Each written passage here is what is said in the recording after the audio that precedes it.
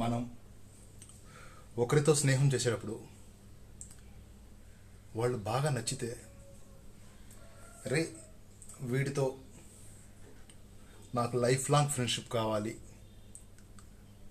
అన్న థాట్ నీకు వచ్చినప్పుడు, నువ్వు ఎలాగుంటావో, నీ జెన్యున్గా నువ్వు ఎలా ఉంటావో అలాగే ఉండు. అవతల వాళ్ళు తీసుకుంటారా తీసుకోరా ఆ తర్వాత నీ వే ఆఫ్ థింకింగ్ నచ్చొచ్చు నచ్చకపోవచ్చు, కానీ నీ క్యారెక్టర్ మార్చుకోకు. నీలాగే ఉండు.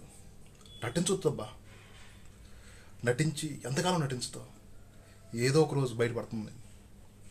నీలాగే ఉండు. నిన్ను నువ్వు మార్చుకోకు. ఈరోజు కాకపోయినా ఎప్పటికైనా తెలుసుకుంటారు వాళ్ళు నీ వాల్యూ ఏంటో.